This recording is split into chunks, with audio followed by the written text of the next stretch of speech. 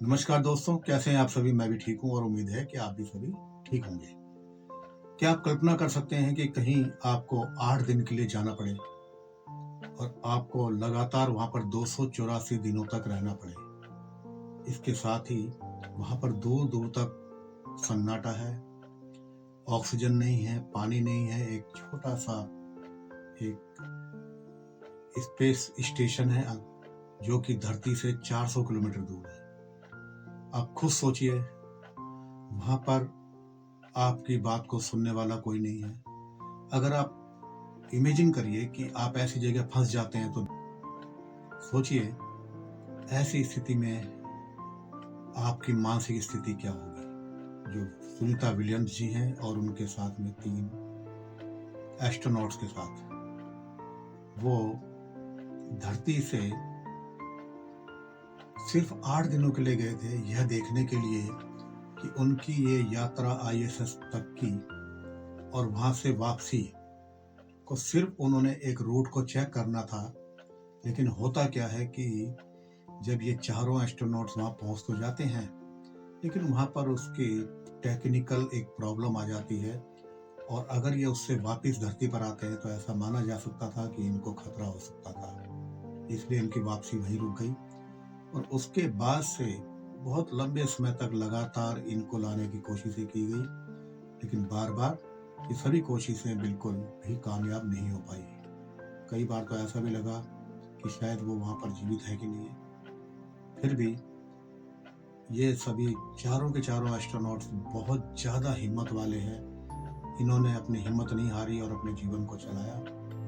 फिर भी जो नासा है वो इसके लिए बधाई की पात्र है कि ये सभी लोग सकुशल फ्लोरिडा के जो कोस्टल एरिया है वहां पर इनकी सफलतापूर्वक लैंडिंग होती है।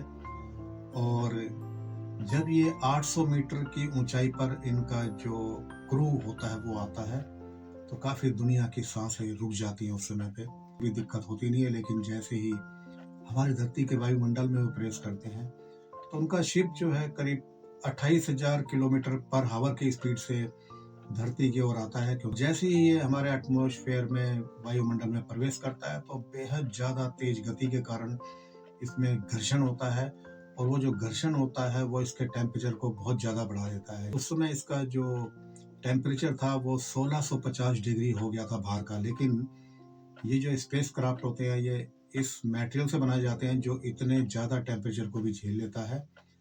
आपको याद होगा कल्पना चावला जो हमारे अब बीच में नहीं है, उनके साथ में भी यही दिक्कत आई थी। लेकिन यही इस बार भी हमें थोड़ी सी चिंताएं थी कि कहीं ऐसा सुनीता विलियम्स जी के साथ ना हो जाए थे। सभी लोग उनके लिए प्रार्थना कर रहे थे और उनकी सकुशल वापसी हुई। उनको फ्लोरिडा के कोस्टल एरिया में उनकी लैंडिंग होती है और उसके बाद उनको जो है पूरी तैयारियों के साथ उनको वहां लाया जाता है। और जब वो चारों के चारों एस्ट्रोनॉट्स दिखाई देते हैं पहली बार, बेहद खुशी का एक मंजर पूरी दुनिया में फैल जाता है। लोग खुशियों से झूम जाते हैं और जब सुनीता विलियम्स बाहर आती हैं तो वो काफी ज्यादा खुश दिखाई देती हैं। वो चल नहीं पाती हैं क्योंकि स्पेस में जीरो ग्रेविटी में वो कभी भी चलती नहीं है, बल्कि वहां पर वो लोग उड़ते रहते हैं एस्ट्रोनॉट्स। तो इसलिए इतने महीनों तक क्योंकि वो चले नहीं है, वो सिर्फ वो वहां पर एक्सरसाइज करते हैं। तो यहाँ पर उनको मेडिकल जो नासा की मेडिकल टीम है उनके ऑब्जर्वेशन में रखा जाएगा। एस्ट्रोनॉट जब धरती पर आते हैं तो इनका जीवन सामान्य नहीं हो पाता है। काफी दिनों तक इनको चलने फिरने में दिक्कत होती है, इसलिए इनको मेडिकल टीम के ऑब्जर्वेशन में रखा जाता है। और जब ये पूरी तरह से फिट हो जाएंगे तब ये अपने परिवार वालों से मिल पाएंगे। इसमें कुछ समय लगेगा। इनके पिता दीपक पांड्या जी हैं जो गुजरात के मेहसाना जिले के झुलासन नाम के गांव में इनके पैतृक परिवार रहता है। और सुनीता विलियम्स जी का जो जन्म स्थान बताया जाता है वो झुलासन में है। तो ये बड़ी खुशी की बात है हमारे देश के निवासियों के लिए भी, भारतवंशियों के लिए भी, कि आज वो बहुत गर्वान्वित महसूस कर रहे हैं। क्योंकि आपको याद होगा कल्पना चावला, राकेश शर्मा, ये हमारे 2 एस्ट्रोनॉट्स हैं जो पहले स्पेस में जा चुके हैं। लेकिन आज जो दिन है वो बेहद ज्यादा ऐतिहासिक दिन है। चारों तरफ सुनीता विलियम्स और उन तीनों एस्ट्रोनॉट्स की बात हो रही है। सुनीता विलियम्स ने अमेरिकन नेवी में भी सर्विस कर रखी है और ये वहाँ से रिटायर्ड पायलट हैं। इसके बाद इनके जो ट्रेनिंग होती है और इनका सिलेक्शन होता है अमेरिकन एस्ट्रोनॉट्स के रूप में। सुनीता विलियम्स के जो नाम पर रिकॉर्ड है वो इस तरह से है कि किसी भी महिला द्वारा स्पेस में रहने का सबसे ज़्यादा दिन रहने का रिकॉर्ड है इनके नाम पे, और इन्होंने स्पेस वॉक भी सबसे ज़्यादा किया है।